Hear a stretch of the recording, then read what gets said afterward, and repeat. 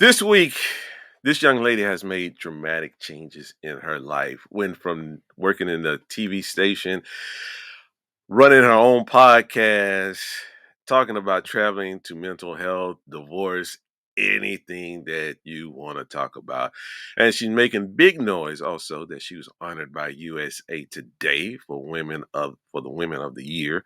So she's a badass girl. That's right. And you can catch her on her podcast. It makes Sheletta make me laugh. This week we have Sheletta Brundidge. Did I say that right? I welcome her to the show. What's up, Miss Sheletta? Hey, Adrian, you are saying that. I am so proud of you with all the stuff that you are doing, giving a voice and a platform to people who look like us. So many times for so many years, we were shut out of the system.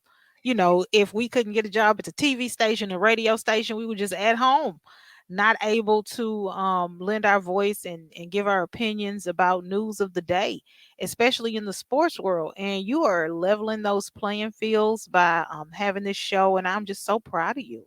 Well, I hit everybody. I hit everybody from athletes to comedians to actors and anybody. Because you look at today's world, we have people that we just give up on a lot of things. We don't move forward.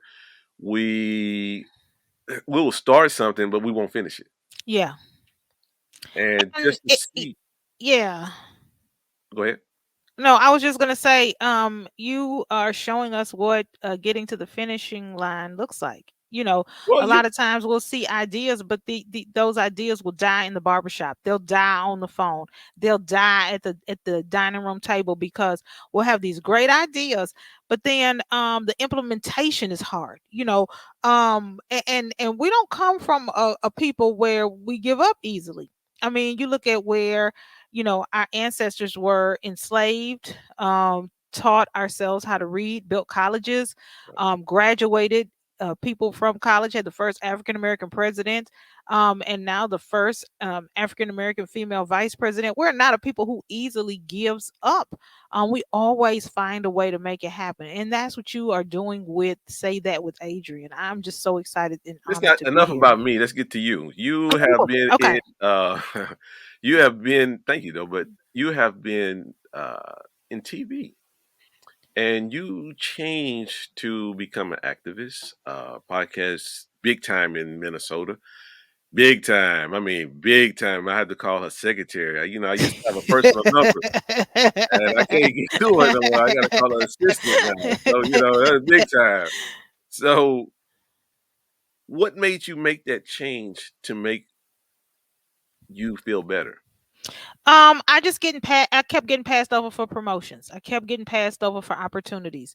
I was always the overnight weekend person. I was always the person who trained in or produced other people's shows. And I was just ready to have my own unique voice on a regular, ongoing basis. I was tired of just filling in, and I knew that I could do it. I've got 20 years in this business.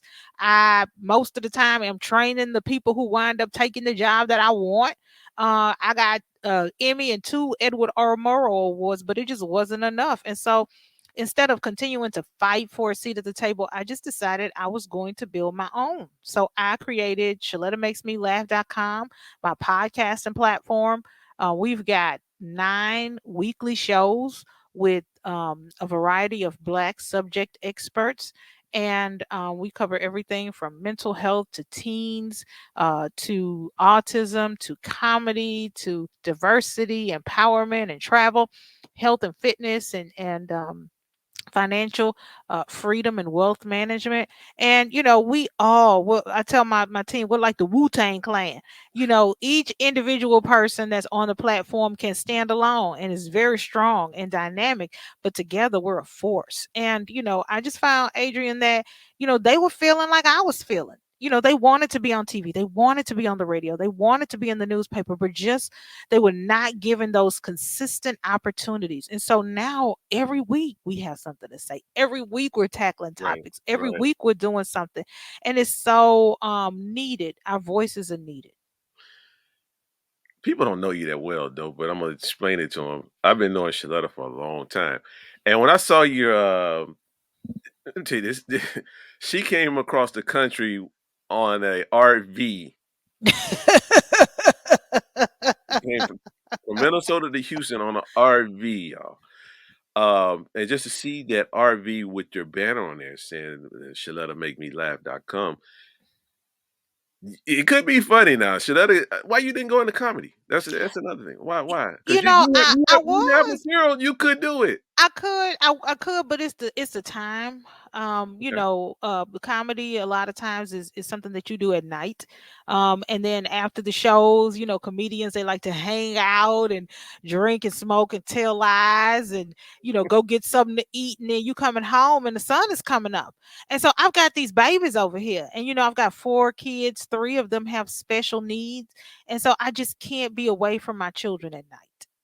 And now I'm a divorced woman, and so my kids are all I have, and I can't afford to leave them here with a sitter or someone else. And they wake up in the middle of the night and need me. So of all the things that I'm doing, mama's first. Being a mama is priority. So Right. I would love nothing. I would love more than to do comedy at night and fly all across the country and open for big time folk like my hero DL Hughley or somebody like that. But I've got to be here boots on the ground for my kids, so that's why. Having make the change that you did, went from TV to your podcast and being divorced. That was a lot to handle with. What did you make those adjustments in to be set to where you're at now again? Faith and prayer. The way we met was Sunday school class. And, Right. the reason that we reconnected is because our former Sunday school teacher, beloved Sunday school teacher Daisy McKenzie passed away. And we were at the funeral together. We spoke at her service together. And, just the teachings that she gave us, the foundation that she gave us in Christ is really what I lean on. And so people say, oh my God, you got divorced, you got those 4 kids over there, but you still smiling. Right. You got passed over for that job and you had to start your own company because they wouldn't give you a job, but you're still laughing and you're still having a good time. The joy of the Lord is my strength. That's my favorite scripture. And as long as I can stay joyful, I know that I can stay strong. And so whatever I'm doing, whatever I'm working on, wherever the Lord is leading me, if I can just maintain that joy, I know that I'll have the strength to get through whatever it is that I'm going through. Being honored by USA Today, there's only two people that I know that I've known or know that has been on USA Today. Number one was a lady that I've been knowing for all my life. She passed away at 105, but when she was 100 years old, they had her in the USA Today traveling to from Houston to LA to visit her family on a train by herself. Wow. By herself. Wow. She stopped driving when Wow. she was 90, in the 90s. Doctor made her stop driving. Mhm. And then the second person is you. Wow. So to see those changes and see you making a difference, how does it? I see you got a smile on your face, so it makes you feel happy. It just lets me know that when we are lined up and prayed up, God can use us to do amazing things. And one of my prayers that I pray every day is enlarge my territory and make my name great. I don't want to leave this earth without leaving a legacy behind. I don't want to leave this earth and not have made a difference in the lives of someone else. And then show my daughter too, and show my nieces what you can do as a woman of color, no matter what the barriers are. Whether your boss won't promote you, whether your husband leaves you, whether you can't pursue your comedy dreams because you got 3 special needs kids, there's still work to do. There's still an assignment on your life. There's still a contribution you can make. And when you do that, Adrian, and you do that to the best of your ability and you leave it all out there on the floor, God will reward you openly for the work that you do secretly. And so that's what he's doing right now with this USA Today thing, Adrian. He is really shining a spotlight on, the work that I've been doing that nobody sees. Some of the stuff I do, people see because it's on TV or in the radio locally or in the newspaper or whatever. But it's a lot of stuff like the threats that are on my life for civil rights. How these protesters have violated my car, how they've threatened me, how the police have intercepted threats, how sometimes if I go to an event that I've planned, the police have to be there to surround my car because I have my kids with me. And these people don't care. They just want to hurt me because they want to silence me. And so just stepping out on faith and not being fearful. I need my daughter and my nieces and other young women to see that God still provides and protects and makes provision, and He will give you a vision, and then He'll see you through. Yeah, he'll see you through, and just to, I mean, that's silly for people to threaten you. Uh, Having those threats, did you have to just back away for a minute, or you just No, I like to slap them in the face. So I like to make them real mad. Like when they mad, I want to give them a reason to be mad. And so what I do is, we've outsmarted them really, and so they really get angry. Like, for instance, I was going to get vaccinated, and now that's my body, my decision to get the vaccine, but they decided they wanted to be there to protest me and get angry and threaten and whatever. And so they were going to one place and I switched it up and changed the location and the time. So they were out protesting at one pharmacy, and I was across town at another pharmacy getting vaccinated. And so by the time they realized that it had already been done and they were at the wrong spot, I was headed home and saw them outside with the picket signs. It was so hilarious. And so they are like, "Who does this black think she is?" The one who outsmarted you, the one who always gonna be one step ahead of you. So go on out there with your you protesting at the wrong location. How dumb is that? But I just like to let them know that the fear won't stop me. Because if they can make me afraid, then women who look like me who are trying to do something, they're right? gonna think that they can make them afraid too. So go ahead with your little protests and stuff and threats and vandalizing the car, whatever it is that you want to do. But the work is gonna continue. The movement doesn't stop. No, 'cause I can tell you, you're a bad lady. You're a bad lady for a person who's divorced, had her husband drive the ex-husband drive the RV across the. That's a bad. You a bad girl. You a bad girl. Hey, This is the thing. I you want to a bad rewrite. girl, I want to boy. rewrite Woo! what divorce looks like. And me. I've been in news all my life, so all I know is competition.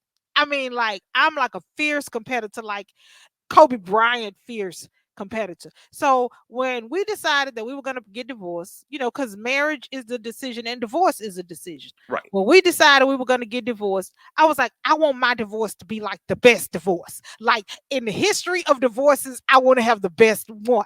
Right. And so I want us to be the best friends and I want us to still vacation together and I want us to get along and I want us to still be friends on Facebook. Now, it ain't all rainbows and sparkles and unicorns because if it was, we'd still be married. But in this season of divorce, I want people to look at us and say, oh, well, you don't have to hate each other and you don't have to be mean to each other Right. and you Right. guys can still get along. And I told the kids, listen, when daddy finds a girlfriend, we are going to love her. And what's really going to trip you out is when the girlfriend is on the RV with us and she's singing too. And she up here braiding the baby's hair. I need And, to see the and we, picture and the video on that. And I believe that will happen one day. I believe that will happen one day because baby, we are rewriting history. I do not have to hate you. You do not have to hate me. The Bible says there's a season for everything under the yeah, sun. time And there's a time for everything. season, Yeah. thank you. It's a season for love, and it's a season for separation, and it's a season to love again. And so, when we announced to the kids, because we got 4 babies, and we had to decide, okay, how are we gonna tell these kids that we're Right. getting divorced? And so I said, we're gonna tell them together, we're gonna hold hands, we're gonna smile. And the kids saw that we were okay. And they were okay. We were like, we're gonna get a divorce. Daddy's gonna move down the road, and these are the weekends that you're gonna see daddy, and then he's gonna come over here on these days of the week, and we're gonna have dinner together. He's gonna put you to bed, and he's gonna go back to his place. So when you wake up, he won't be here. Um, and the kids were looking at us and they were like, okay, y'all are happy. And I'm like, yeah, daddy and mommy are very happy, and we want you to be happy too. And so my daughter cried a little bit. The boys, I got a daughter and three sons. The boys were okay, but they saw that we were all right. They saw that we were happy. They saw that, we were still loving and we still cared about each other. And, I told my kids, I said, listen, we're not going to buy you a pony. We're not going to take you to Disney. We're not going to be getting no extra toys and tennis shoes to try to make you feel better. This is going to hurt because it's going to be different, but we're going to sit in this hurt, learn the lesson that God has for you in this season of your little kid life. And then we're gonna move on. Now we'll go get you some ice cream or something, but we're not gonna spend no money on, a new pony, or we're not gonna get you no dog or nothing else. You have to just sit in the fact that mommy and daddy are divorced. That's life. Wow. Wow. And they handle that with They this. handled it. They didn't have no choice. I didn't leave them options. This is not Ah, a democracy. This is a dictatorship. We're old school over here. It wasn't no. Do you think mom and daddy should get divorced? Raise your hand. This is life, and they knew that there's no time for no room for a bunch of crying and sympathy or anything like that. Cause life ain't gonna give them that. well, Life no, gonna no, hand no, them no. Life ain't whatever, gonna give you. and No, life ain't gonna give you that. they got to deal with that. They got to Yeah, they got to they got to sit in that. They got to deal with that. Yeah, yeah, yeah. Life ain't gonna give them yeah, no love. Hmm. yeah. How did you make your ex-husband drive the RV? Because most men, if you divorce me, man, I ain't driving jack. I ain't going nowhere. How Well, you you know what? how We you get still that done? we What kind of man. papers and pictures you got on him? Wait, Man, that dude still loves me and I love him. I would jump through all kind of hoops for that dude. And he would do the same for me because we've been through so much together. We were married for 15 years. And that love is not lost, it's just a transfer. So we're still best friends. That's the thing. A girlfriend of mine told me, she said, nobody tells you that when you divorce, if it's a bad divorce, you also lose your best friend. And I was like, I don't want to lose my best friend. So I'm gonna do what I gotta do to keep my friend. Now, look, I done lost my husband, but I want to keep my friend. And so, he and I are just always going to be there for each other. So he could call me right now and be like, hey, I need you to go here. I need you to pick this up. I need you to do this, do that. I'm going to get my butt up and go get it done. Just like I would do for you or Percy or, Latanya's husband, Ken, whatever y'all need me to do, I'm going to get it done because I love you and you're my brothers. And now it's the same thing with him. And I promise you, he does the same thing for me. The other week, I was like, look, yeah, I mean, you ain't gonna drive cross country in the RV, though. You ain't gonna do that. Man, I'm telling you, I I would. went through what 4 states, 4 or 5 states to get to Five, five, five, five and states. he just started a new job, so he had to take his vacation days. And then, while I was there, he was Y'all babysitting got a divorce. kids. And Y'all got a divorce. He doing all this, and y'all got a divorce. Come on now. man, I'm telling you, I love that. I do the same thing for him. If he needed anything from me, So, I would so, do it. so you would drive across country in the Oh RV yeah. for him? Oh my God. Yeah. I mean, if Okay. this dude came to me and said, "Listen, All right, I take your word. I can't pay my rent. Can you pay my rent?" I would be like, "Here." And honestly, this is just between me and you. He don't have to pay no child support if he don't want to. When we got that divorce and they had the papers, they were like, "Do you want to garnish his wages?" I was like, "What? No, I don't want to do that." And they were like, "Well, what if he doesn't pay?" I said, "If he doesn't pay, he doesn't pay." Hmm. I'm not. That's not important to me. What's important to me is that he spends time with his kids and he loves them. And our financial situation is no business of his employer. So no, I don't want the HR lady and the payroll people in our business.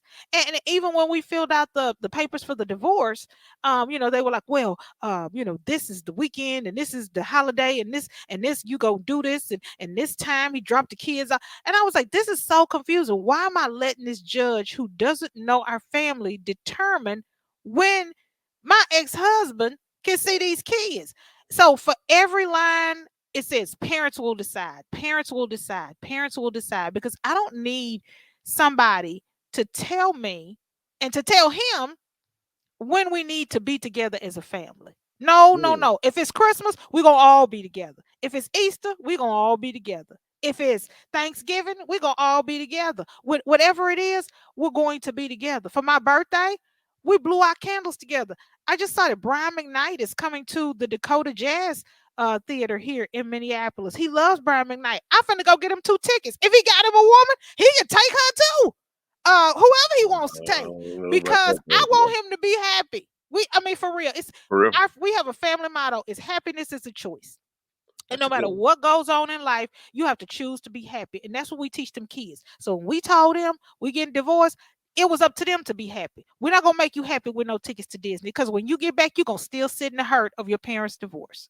So happiness is a choice.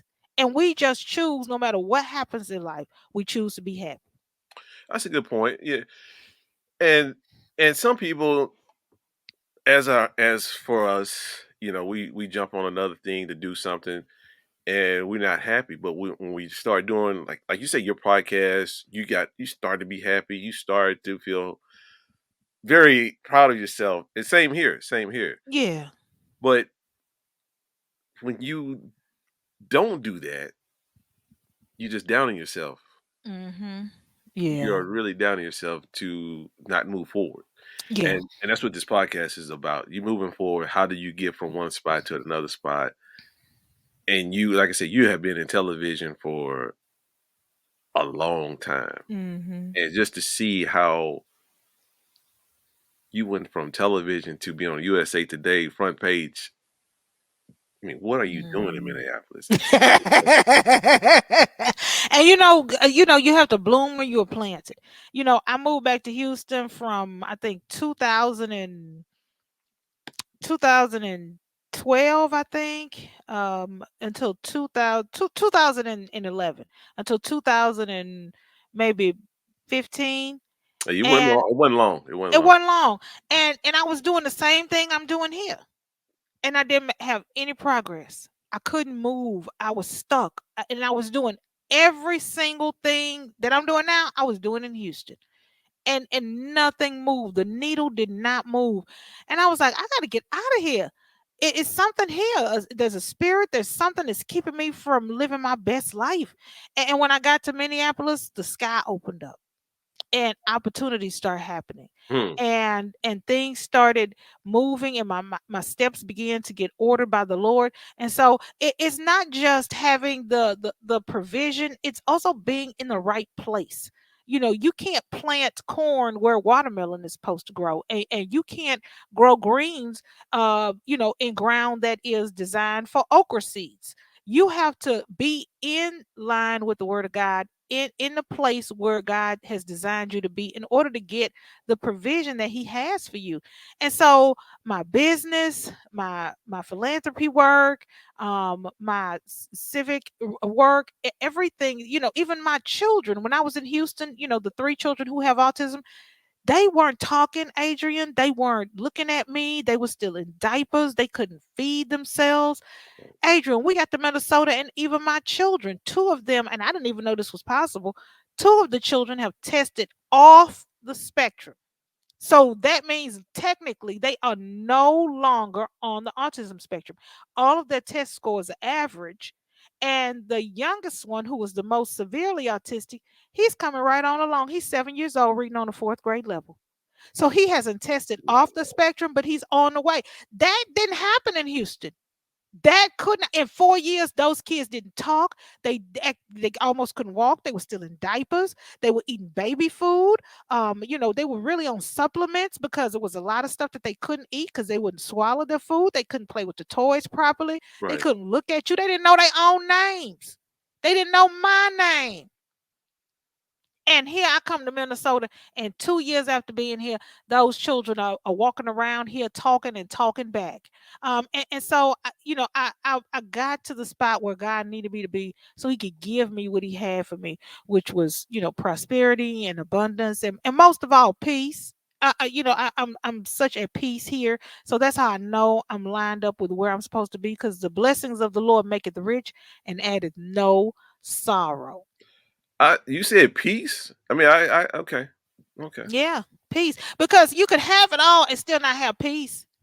You can have it all and still be worried at night. You can have it all and be so afraid that somebody's going to take it away. And so, more than anything, and I appreciate the provision that God has given me so that I can be a blessing to other people. I appreciate the things that I can do, and I have done, and that He continues to bless me to do. But more than anything, I appreciate the peace about it. Like, I'm not afraid that somebody's going to come take my spot because it's mine. I'm not afraid that somebody's gonna come get my house or my car or my kids, or I sleep really good at night. I have so much peace. For those who look at your situation or their situation, what kind of tips can you guide them through? Say, hey, I'm kind of going through a divorce. I'm kind of having a tough time with my job situation. The needle hasn't moved on my side. What kind of tips can you give them to move forward? Make sure your next step is the right step. That was some wisdom that my friend Christy Peel, who owns a marketing company here in Minnesota called Media Minefield, gave me. She said, Sheletta, you're a visionary. You see stuff like 5 years down the line. And I do. I'll see something a year from now, or I'll see something 6 months from now, and I'll see it in full. God will give me a full vision for it. But I still have to get there. You can't jump from today to 5 years from now. Well, of course, I wanted my kids to come off the autism spectrum. Of course, I wanted them to be in regular classrooms, but that was a 2 year vision. You right? So I had to make sure my next step was the right step.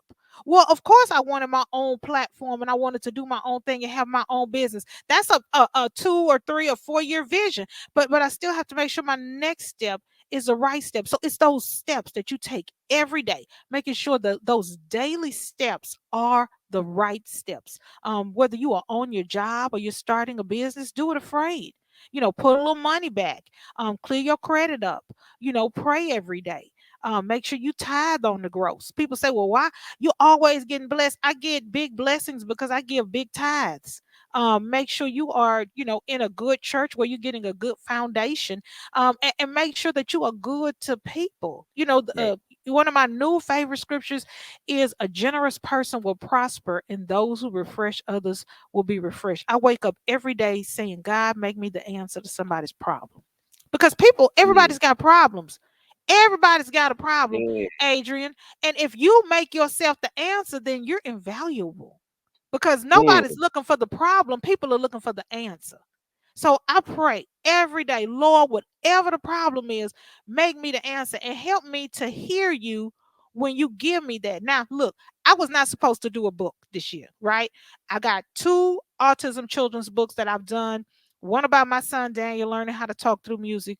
One about my daughter Cameron going to school as a little black nonverbal girl on the autism spectrum. And every year I said for the next 4 years I was going to do a book, one each year for each one of my kids. And I said, I ain't doing no book this year because I don't feel like them critical race theory people bothering me about the book and trying to pull it off the shelf. Then I got to fight them. Then I got to go on TV. Then I got to write letters. And, I don't want to do that. So I decided I wasn't going to do a book, right? So we at the RV park down in Houston right before me and you went to go to have dinner. And Oh, that's another thing too. so my son sees these flags, right?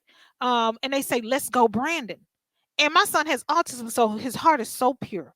And he said, Mommy, they got flags around here with my name on them. Everybody here loves me.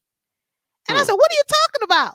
He took the Let's Go Brandon flag and thought that all these people who had these flags and these shirts and these hats were there to appreciate and encourage him as a kid with autism because he's afraid to do a lot of things. Right. And so he said, Mama, you see my flag? I said, No, baby, I see a book. So we're doing a book this year because God gave me that vision to get it done. And a lot of times, too, Adrian, that people need to know is when God gives you something, don't sit on it. You don't That's need to another have no thing. Yeah, meeting. that's another Get thing. it done like right now. People in general sits on a lot of things, and Mm, we don't mm-hmm. really move forward, and we'll sit there and blame the Yeah. Yeah. surroundings instead of saying it's us not moving forward. I think that if we can tune in to what the spirit and what the word of God is, we probably can be dominant Oh my in God. in every Every area. as every aspect of our life. Instead, we wouldn't have to be worried about, did I do this right? Did I do this wrong? The needle not moving on my end. If we can do just the simple things, I think we can Yeah. move forward. Yeah, and we can't wait. God is a God of timing, and life is all about timing. And you hear people say, "Oh man, I was so lucky. I happened to be here, and this happened, and that happened." No, it was you lining up to where you were supposed to be, hearing what you were supposed to hear, and moving. You have to have action.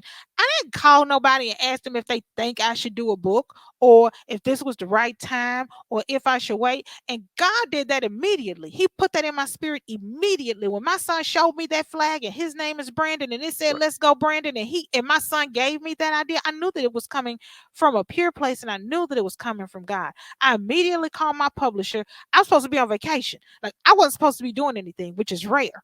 I was like, I'm not doing anything. I'm not having any meetings. I'm not going on TV. I'm not talking about nothing.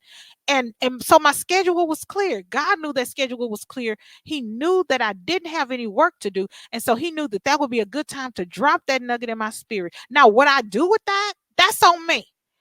And this is the thing. We think that we're supposed to flip around in circles 3 times and God's just going to make it happen.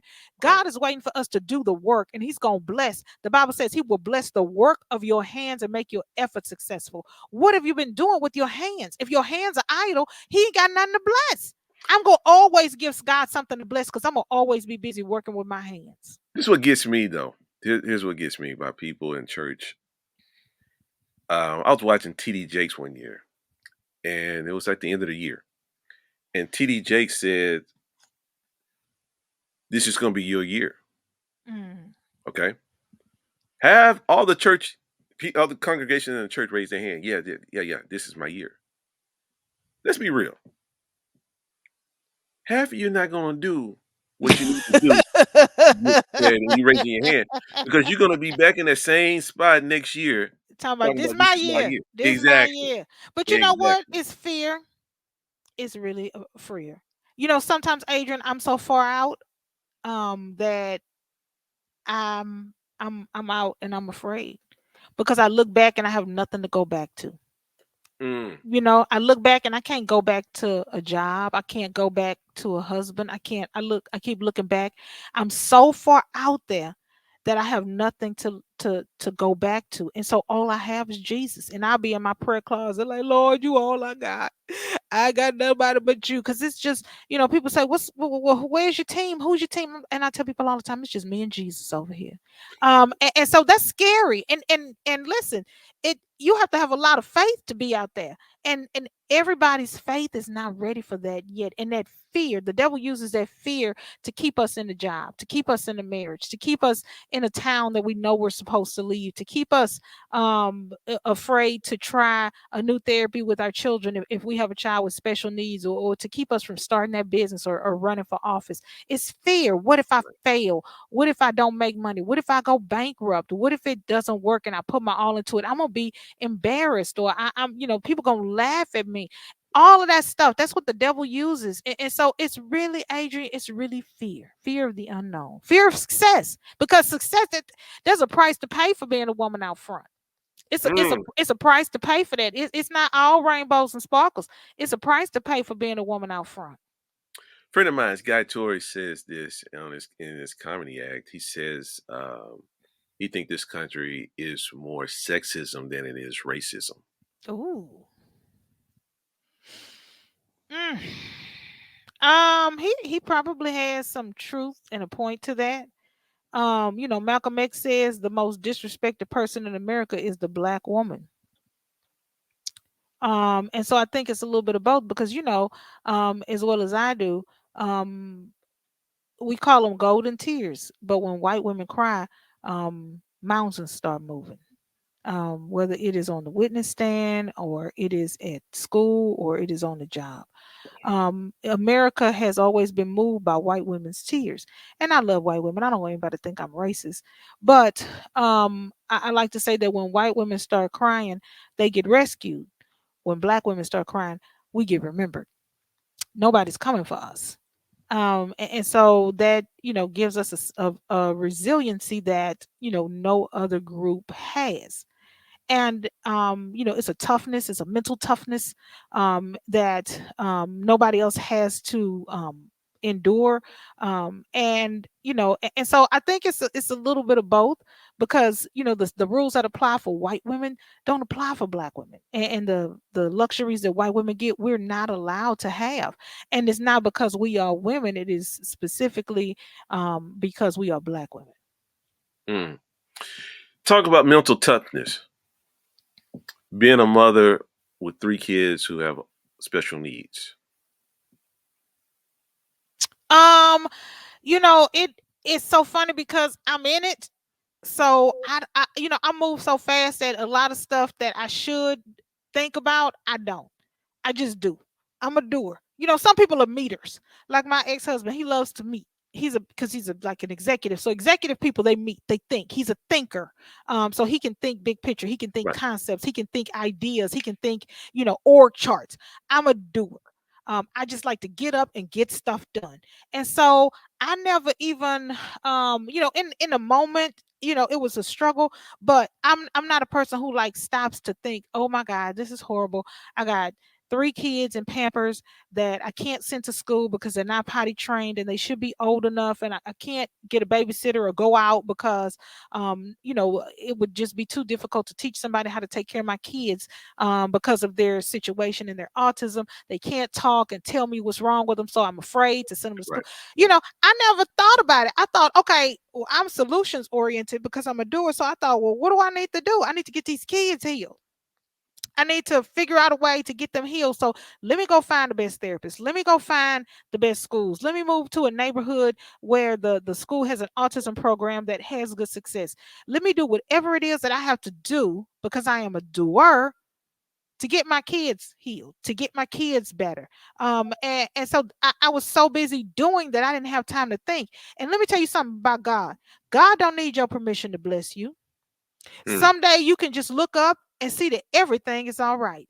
And I swear to you, Adrian, I woke up one day and everything was all right. And I'm not saying that it was magic, because I put in the work. God will bless the work of your hands. So yeah, I was spinning around 3 times. Yeah, I was tithing. Yeah, I was throwing money at the altar. Yeah, I was praying, but I was also working. And one day I looked up and my daughter was talking. One day I looked up and my son was potty trained. One day I looked up and my kids' test scores were either average or above average. One day I looked up and my kids were putting on their own clothes and eating solid food and feeding themselves. God did not need my permission to bless me. I was doing, and while I was doing, He was delivering the promises in His word, and those kids were getting healed. Asking you that question is the back door to that, because I know most autism kids don't they like to stick with their parents or the person they know that grew or Yeah, they been the around caretaker. forever. Yeah. Hmm. Yeah. How are they around others? They Or love other people. Oh my God, they love new people, and that was not always the case. They would yeah, stick, that's yeah, yeah, they yeah. would stick on me, Adrian, and they would not come off, and I could not get a break. Like, even if I would try to take them to my mother's house, their grandmother and their grandfather, they didn't want, they would go as long as I was there. So I never got a break for a long time. I didn't get a break. And now you And get that break. and now they at their daddy's house now. He live down the street. Yeah, he be And they back. over there He and gonna they drop him off hanging in that out. RV. They over there hanging out, honey, and had them a good old time. They ain't studying their mama, and they are so personable. They used That's to good. not be able to play with other kids at the park. Like, other kids would come to them and say, "Hey, what's your name? You want to play?" And they would just stand there and stare at them. And now they the kids going up to other kids saying, "Hey, you want to come play Yeah, with us?" that's So good. it's just been such a blessing. It really has. That's good. From Houston, Texas to Minnesota. It's another Houstonian is in Minnesota. Yes, We just Carlos Correa, yeah, I got baby. lucky on that one. You got I'm lucky gonna on be that. the new president of the Carlos Correa. Is he single? Cause I'm single now. I don't know. I mean, I don't know. Let me Nah, look well, at it. first of all, Let me he see. ain't gonna drive no RV cross country, so that's how that ain't gonna happen. He ain't- He might fly you, but he ain't Oh, driving. He ain't shucks. driving. I think Oh my God. he's married. I think he's married. Yeah, I saw him with a baby, so I don't want to make his wife too mad. But hey, I got to shoot my shot. I Yeah. gotta shoot my You better shot. start learning your Spanish. I look. I'm gonna start. I'm gonna be by trying to whatever I got to do. I'm finna start learning how to uh make Mexican food, Puerto Rican food, Cuban food, Colombian food, whatever I got to do. Whatever I got to do. I want Carlos Correa to know he has a home in Cottage Grove over here by you, girl, because I'm ready. I'm ready. I'm ready. I'm No. single. I'm single. I'm ready. I'm single. I don't like being single. I like having some covering. I need me a husband. So I'm praying for that. Maybe next time we talk, my new husband and my old husband will be in the RV together. Yeah, that ain't gonna. Man, please. That ain't gonna. I mean, that ain't gonna happen. You know what? No, it may happen. It may happen. Cause Oh, it's yeah, gonna happen. I'm telling you, because I told the kids, I said, look, and I told my mama, I said, look, and we come down to Houston, and Sean got him a new woman, and she want to come on vacation with us. She is more than welcome. My mom was like, "Oh, Sheletta, that's too much. That's too much. I no, no, ma'am, no, ma'am, Sheletta, y'all doing too much." I was like, "Look, I want this man to be happy." So he got him. I'm telling you, I'm finna go buy him 2 tickets to the Brian McKnight show. I'm telling you, and he can take whoever he want to take, and I just want him to be happy, man. yeah, yeah, yeah, yeah. But she let him. This, like I said, you got Carlos Carrero. You got to learn how to speak. You got to learn how to speak Spanish. Speak and cook. Uh huh. You can cook. Speak and cook. And my last question is: this is something that everybody go through, no matter who you are, no matter what religion you in. I call this segment. It's called "That's That Bullshit." I mean, let's be real I about it. love it. I love it. That's that I got a bullshit. podcast called Life Shit Podcast. So I know Really, exactly what you talk about. We got 3 girls from Dallas who host the Life Shit Podcast. It is the best thing ever. I probably get with you on them. That's that bullshit. Meaning, someone tells you a story or tell you something or come up with something, and they walk away. You say, you know what? They on that bullshit. Everybody have it, no matter who you are. No matter who you are. I love it. No matter who you are, you got to give it to me. Give me one of those. That's that bullshit moment that you had. You like really? That's some Oh, bullshit. I had Give it to me. one just yesterday. My son, he's a teenager. He's trying me. He's trying to be slick, 15-year-old slick. And he thinks, he's going to pull one over on his 50-year-old mama who also used to be slick. And so he took his bike. He was supposed to go up to the grocery store and get a few things because he likes to eat, Asian food. He's into this anime thing. So there's one grocery store. And I was like, I don't have time to take you to the store. Get your bike, go on over there, get your stuff, and come on back home. Well, I believe that he might have gone somewhere he wasn't supposed to go because he called me and told me that his bike quit. Like the bike, like 10 speed, like it ran out of gas or something. I said, bikes don't just quit, son. You don't put gas on the bike, you pedal a bike. So how could the bike just quit? I don't know. It just quit. And so I was like, well, you know what? You're going to walk it home. I'm not coming over there because that's that bullshit. So you walk that bike home and them groceries for the next 4 miles. And when you get here, just put the bike in the trunk and we'll take it to Eric's bike shop and we'll have him look at it. So he puts the bike in the trunk and we get in the van and we drive over to the bike shop. And the guy at the bike shop was like, it'll be $300-$400. And I was like, for what? He said, oh, this bike has been in a crash. I said, what? My son said this bike just stopped. He said, ma'am, come and take a look. And so we looked at this bike, and this bike is shot to shit. $400 worth of damage on $1,000 bicycle. And so I told my son, that's that bullshit. You gonna pay for this bike. I'm not giving you a nickel to fix this bike. So yeah, I had me a that's that bullshit moment on yesterday. That's some real shit there. That's some real shit. That's some real shit. Hey, look, you can catch Sheletta on her Twitter and her Facebook account. That's it right there. And also, you can go to her website. You can catch her, ShelettaMakesMeLaugh.com. Sheletta, yeah, Yeah, you ought to do some comedy if you can fix it in, but I know your I'm situation. yeah, I I know gotta your get these kids situation. grown. I gotta get these kids grown. That's time. I don't plan on dying no time soon. So the youngest one is 7. Probably 5, 6 more years. He'll be a teenager, and then he can Teenager. stay at home by himself. They can make their own food. They can put themselves to bed, and I can get to that comedy club. So it ain't gonna be long. No, no, no, no, it won't be long. And the next time you come in Houston, you pay for dinner. That's that That was a bullshit right there. surprise. No, I no, no, wanted to no. surprise you. I wanted Yeah, to that was surprise you. yeah, you did it smooth though. You did I it did. I smooth. did. I did. I You did. did it smooth. Hey, everybody talking. She over there hiding in the corner by herself. Right? Paying the bill. Y'all just talking and drinking. Everybody looking like, okay, what a bill at? Oh, we took care. I took care of it. Like what? That's that bullshit. That's that bullshit. Babe, appreciate you though. Thank you Love for you. coming on, Sheletta, and continue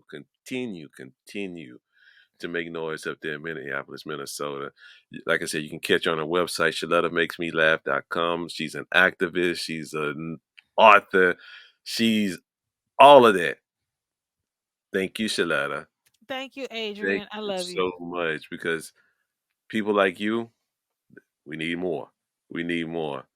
And like I said, at the end of the show, whenever you feel yourself at the end of the rope, tie a knot and hold on tight. And remember the bottom line. Ain't nobody bad like you. Share and like this information and see you next time. That's a wrap.